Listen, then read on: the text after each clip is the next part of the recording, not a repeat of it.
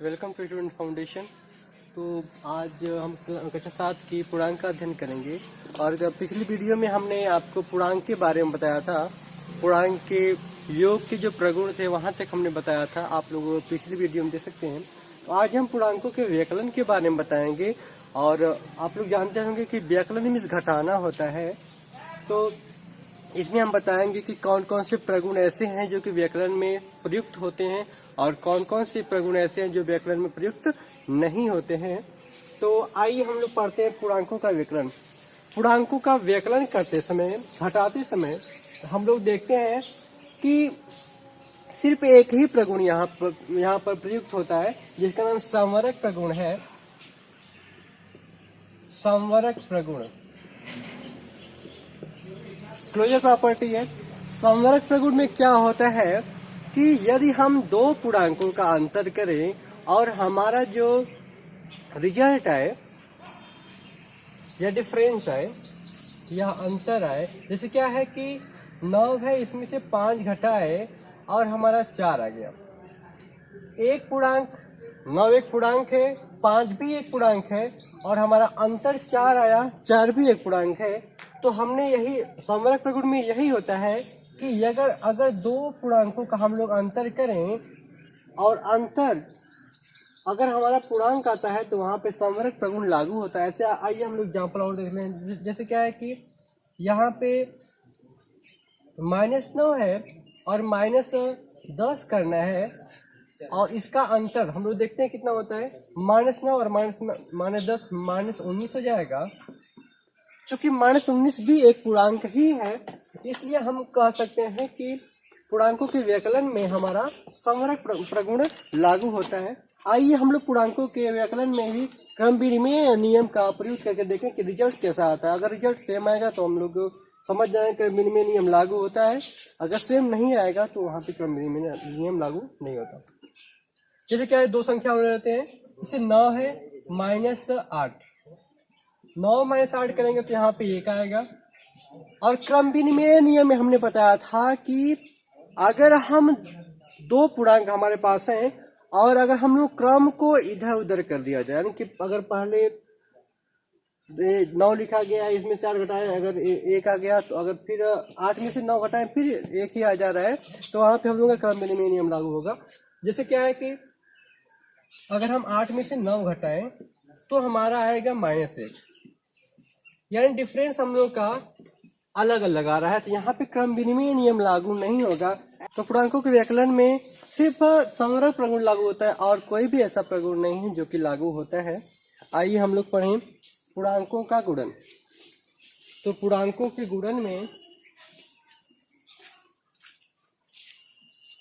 पूर्णांकों का गुणन करते समय हम लोग देखते हैं इसमें दो नियम है पूर्णांकों का गुणन करने के लिए।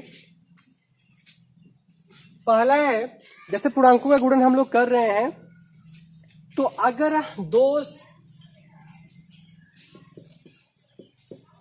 दो ऐसी संख्याएं जो धनात्मक है, उनके पदी चिन्ह यहाँ पे धन है, तो दोनों का गुणा करते समय यहाँ पे धन ही आएगा और यहाँ पे 81 आएगा। 9 81 होता है।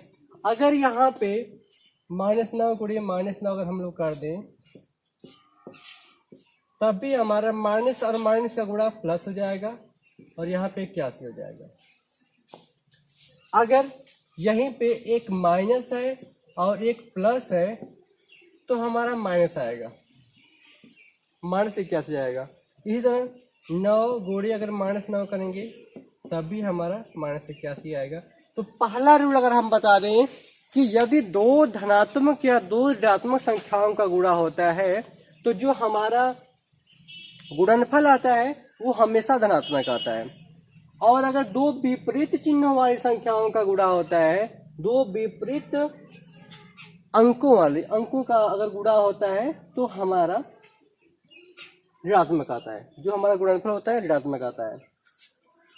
दो नियम, यदि दो समान चिन्ह वाली संख्याओं का गुणा होता है तो जो हमारा गुणनफल आएगा वो हमेशा धनात्मक होगा।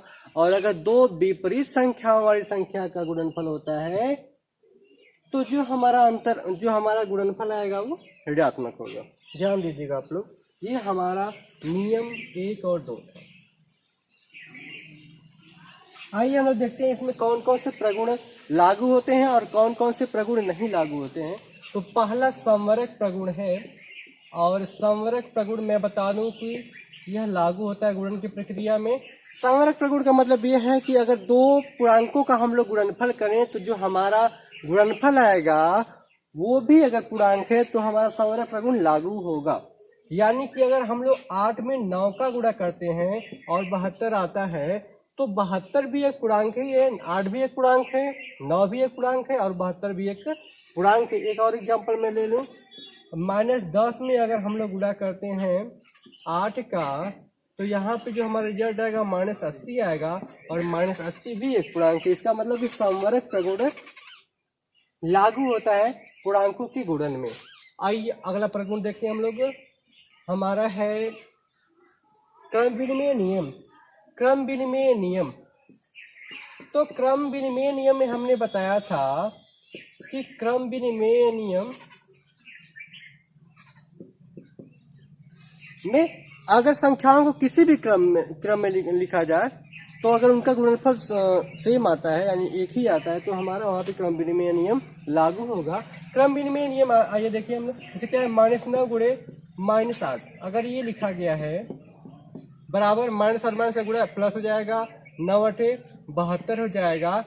अगर इनका क्रम हम लोग बदल दें यानी -8 गुणे -9 अगर हम लोग कर दें तो यहाँ पे -8 का गुणा यहाँ पे प्लस हो जाएगा, 8 9 भी 72 ही होता है। अर्थात हम लोग ये कह सकते हैं कि पूर्णांकों के गुणन में क्रम विनिमय नियम लागू होता है। आगे साहचर्य नियम हम लोग देखें तो साहचर्य नियम में ये बताया जाता है कि अगर 3 पूर्णांकों को हम किसी भी समूह में रखें, साहचर्य नियम में ये बताया जाता है कि 3 पूर्णांकों को हम लोग किसी भी क्रम में रखें उनका गुणनफल सेम ही आता है। जैसे क्या है कि यहाँ पे 2 गुणे 3 गुणे 4 लिखा गया है, बराबर 2 3 6 6 चौको 24। अगर हम लोग इसे 2 गुणे 3 करके भी देखें तब भी इतना आएगा एक ग्रुप में करके। और देखिए यहाँ पे थोड़ा सा अगर इसमें नहीं किया जाए तो यहाँ पे क्या हम लोग करेंगे, 2 3 6 गुणे 4 यानी 6 चौको 24 हो जाएगा। और अगर हम इसे दूसरे ग्रुप में अगर कर लें 2 गुणे 3 गुणे 4 अगर हम लोग कर लें तब भी हमारा गुणनफल देखते हैं कितना आता है, 2 गुणे 3 चौको 12 हो जाएगा। खोलेंगे इसको ब्रैकेट तो 12 दूनी 24 ही आ रहा है। यानी कि दोनों तरीकों से, यहाँ पे 24 था सॉरी, यानी कि साहचर्य नियम में हम लोग किसी भी समूह में रखें और उनका गुणन किया जाए तो हमारा गुणनफल हमेशा एक ही आएगा, समान ही आएगा, अंतर नहीं होगा। इसी को हम लोग कहते हैं गुणन का साहचर्य नियम। आगे हम लोग को पढ़ना है वितरण नियम है। वितरण का अर्थ होता है बांटना। यानी कि अगर यहाँ पे 3 गुणे 3 धन 4 लिखा गया है, ये जो वितरण नियम होता है ये योग पर गुणन का वितरण नियम होता है। योग पर गुणन का वितरण नियम होता है, यानी बीच में हमारा धन चिन्ह है और यहाँ पे गुणे का निशान है। आइए हम लोग देखते हैं कि इसका रिजल्ट क्या होता है। अगर हम लोग सिंपल मेथड से अगर हम लोग सॉल्व किया जाए, जैसे कि बोर्ड मास वाले मेथड से, तो सॉल्व करेंगे हम लोग, देखें कितना आता है। 3 गुणे 3 धन 4 7 हो जाएगा। यहाँ पे 3 गुणे 7 बराबर हो जाएगा 21। अगर हम लोग इसको वितरित करके लिखते हैं, यानी कि 3 गुणे 3 धन 4 है तो एक बार 3 में 3 का गुणा करेंगे, एक बार 3 में ही 4 का गुणा करेंगे, बीच में यहाँ पे धन का चिन्ह लगा रहेगा। 3 गुणे 3 धन 3 गुणे 4 अगर हम लोग करें तो 3 तरीके 9 धन 3 चौको 12 और 12 और हम लोग ऐड करेंगे तो 21 हो जाएगा। तो हम लोग देखते हैं कि दोनों मेथड से जो हमारा आंसर है वो सेम है, जो हमारा गुणनफल है वह समान है। इसका मतलब कि गुणन की प्रक्रिया में हमारा योग पर गुणन की जो नियम है,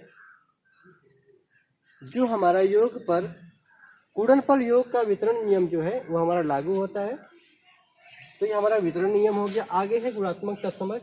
गुणात्मक तत्समक मैंने योगात्मक तत्समक बताया था कि योगात्मक तत्समक का मतलब ये होता है कि किसी भी संख्या में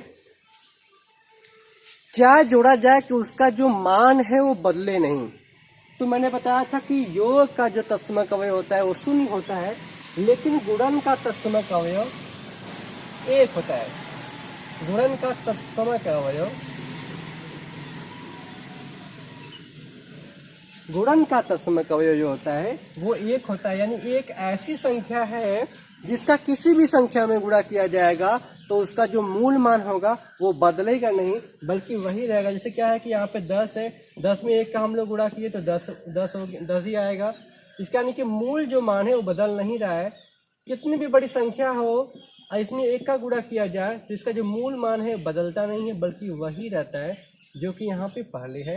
यानी कि गुणन का जो तत्समक अवयव है वो 1 है।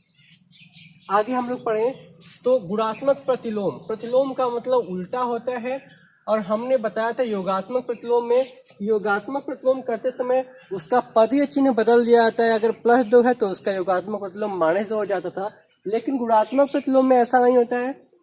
गुणात्मक प्रतिलोम में आइए देखते हैं, जैसे यहाँ पे 3/4 लिखा गया है और इसका गुणात्मक प्रतिलोम करने के लिए कहा जाए, गुणात्मक प्रतिलोम या गुणात्मक व्युत्क्रम, जिसको मल्टीप्लिकेटिव इनवर्स कहा जाता है, अगर इसका गुणात्मक प्रतिलोम करने के लिए कहा जाए तो इसका अंश हर हो जाएगा और हर अंश हो जाएगा।